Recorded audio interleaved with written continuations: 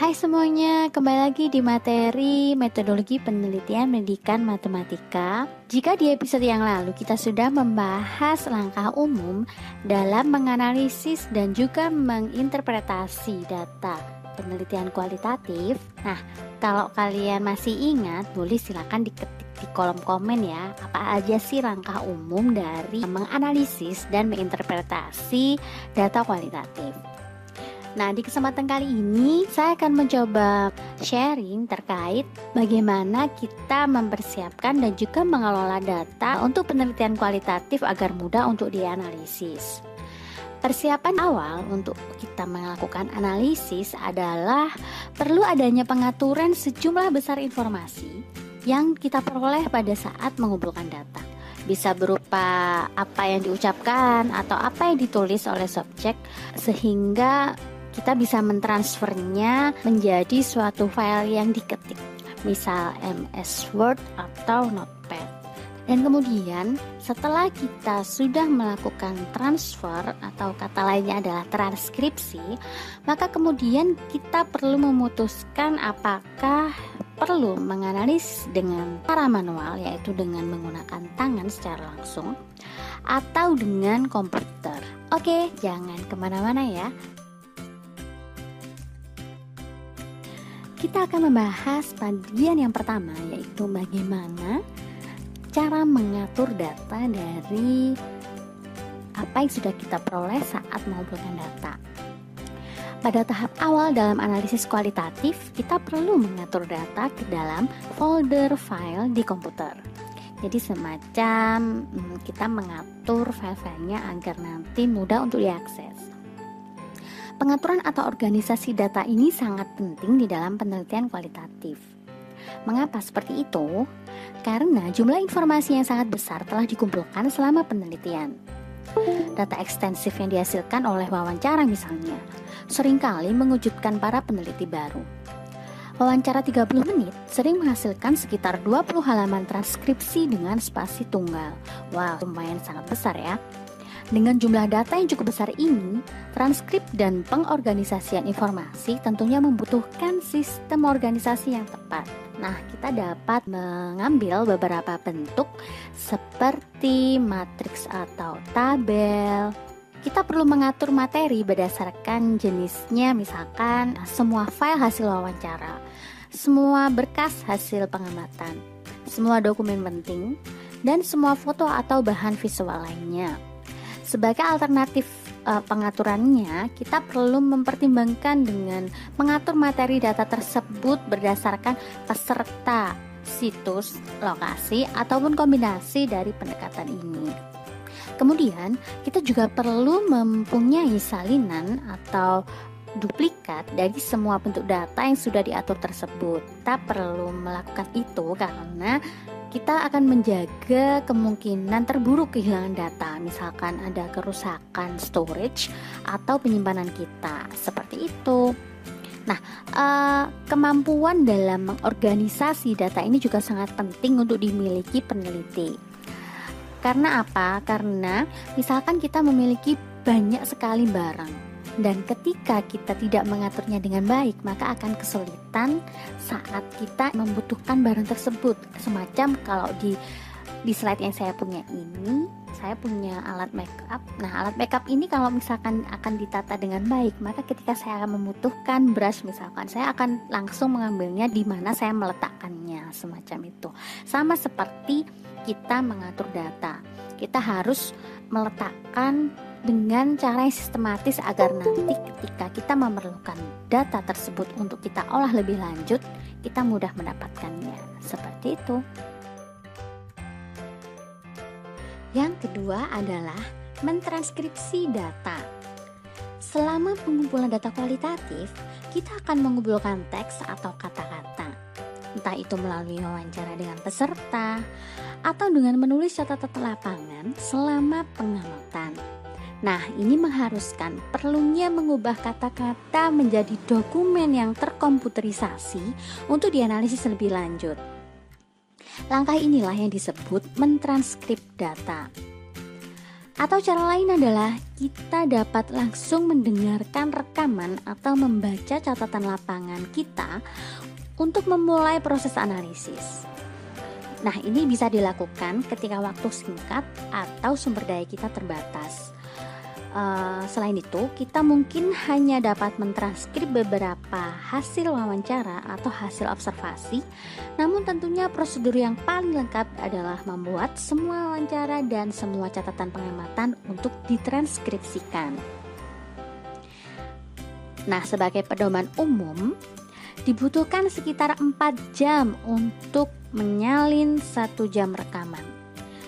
Karenanya, proses transkripsi ini bersifat padat karya dan kita perlu memberikan waktu yang cukup untuk itu. Transkripsi merupakan suatu proses mengubah rekaman suara, video, atau catatan lapangan menjadi data teks.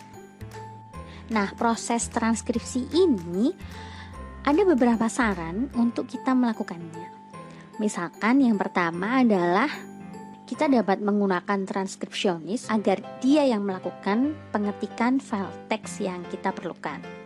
Atau kita melakukan sendiri dengan cara melakukan proses transkrip atau menyalin informasi itu secara mandiri.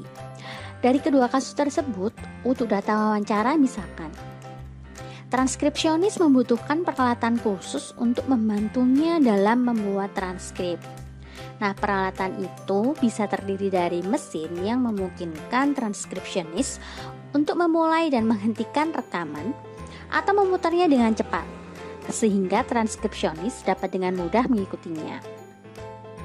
Misalkan jika di komputer kita masing-masing tentu ada suatu software untuk memutar video atau memutar suara. Nah, disitulah kita butuh software yang mudah untuk kita operasikan, sehingga kita mudah misalkan kalau menggunakan spasi untuk pause dan juga untuk play. Di samping itu kita juga perlu yang namanya handsfree atau semacam headset atau semacam headphone agar suara yang dihasilkan jelas. Berikutnya adalah pedoman praktis dalam melakukan transkripsi. Pertama, kita memerlukan margin 2 inci di setiap sisi atau pada salah satu sisi dokumen agar tersedia ruang untuk memberikan catatan atau komentar saat proses analisis data.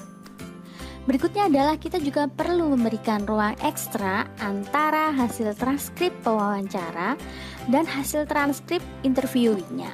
Ini memungkinkan kita untuk dapat membedakan siapa dan apa yang dikatakan dengan jelas pada saat proses analisis data. Kemudian yang ketiga adalah kita perlu mensoroti atau menandai beberapa pertanyaan yang diajukan oleh pewawancara. Kita tidak akan menganalisis pertanyaan apa yang diajukan, tetapi kita perlu mengidentifikasi pertanyaan apa yang diajukan dengan jelas, serta menunjukkan di mana satu pertanyaan berakhir dan yang lainnya dimulai. Seringkali kita akan menganalisis semua jawaban untuk suatu pertanyaan. Berikutnya adalah kita perlu menggunakan judul atau headline atau tajuk yang lengkap dan terperinci serta berisi informasi tentang wawancara atau sesi pengamatan. Kita juga perlu memeriksa protokol wawancara dan protokol atau pedoman observasi untuk melihat jenis konten yang akan dimasukkan di dalam transkripsi. Masukkan lagi adalah kita perlu mentranskripsikan semua kata dan ketikan kata jeda untuk menunjukkan kapan orang yang diwawancara istirahat panjang di dalam komentar mereka. Jeda ini dapat memberikan informasi yang berguna tentang waktu ketika orang yang diwawancarai tidak dapat atau tidak akan menanggapi pertanyaan. Kita juga dapat merekam tindakan lain yang terjadi selama wawancara. Misalkan dia sedang tertawa, maka kita perlu mengetik tawa. Kita juga perlu menandainya dengan tidak terdengar ketika transkripsionis tidak dapat menentukan apa yang dikatakan oleh subjek.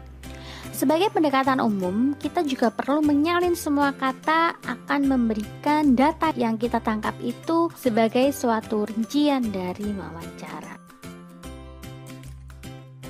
Berikutnya adalah kita perlu menentukan apakah kita perlu menganalisis data secara manual dengan tangan atau melakukannya dengan software komputer.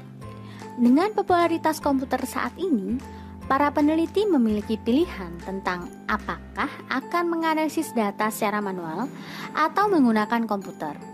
Analisis data kualitatif manual dengan tangan misalnya, berarti peneliti membaca data, menandainya dengan menuliskannya dengan tangannya sendiri, dan membaginya menjadi beberapa bagian.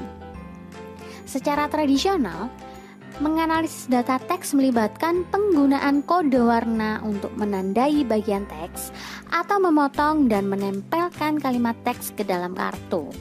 Beberapa peneliti kualitatif lebih suka menganalisis semua data mereka dengan tangan.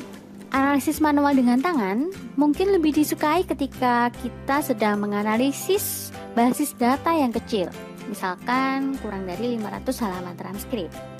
Dan juga kita dengan mudah dapat melacak filenya, tentunya dalam menemukan bagian teks dengan mudah, berarti kita lebih enak kalau menggunakan analisis dengan tangan. Yang kedua adalah tidak nyaman menggunakan komputer atau belum mempelajari program pelengkap lunak komputer untuk penelitian kualitatif. Kemudian ingin dekat dengan data dan merasakan langsung tanpa adanya gangguan mesin.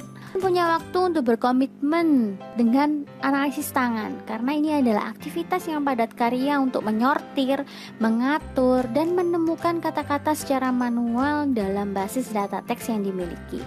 Namun bagi orang lain yang minat lebih besar dalam teknologi dan dengan waktu untuk mempelajari komputer, analisis komputer sangat ideal. Analisis komputer terhadap data kualitatif berarti para peneliti menggunakan program komputer kualitatif untuk memfasilitasi dalam proses menyimpan, menganalisis, memilah, dan merepresentasikan atau memvisualisasikan data. Dengan mengembangkan program komputer ini, kita dapat memiliki pilihan untuk apakah akan menggunakan coding dengan tangan atau analisis komputer. Nah, ketika menggunakan program komputer, kita perlu menganalisis database yang besar. Kemudian kita juga harus cukup terlatih dalam menggunakan program, serta kita juga nyaman menggunakan komputer. Kemudian yang ketiga, kita perlu memiliki sumber daya untuk membeli suatu program tersebut atau dapat menemukannya satu untuk digunakan. Dan yang terakhir adalah perlu pemeriksaan ketat dari setiap kata dan kalimat untuk menangkap makna tertentu dari petikan. Sehingga kita perlu melihat dari faktor-faktor ini mana yang lebih sesuai untuk penelitian kita. Hanya peneliti yang bisa menjawabnya.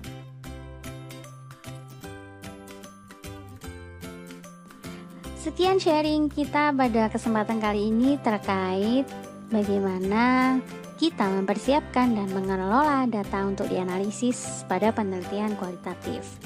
Kita akan bertemu lagi pada episode berikutnya terkait langkah yang kedua, yaitu proses coding atau pengkodean. Oke, sampai ketemu lagi pada episode berikutnya ya. Bye.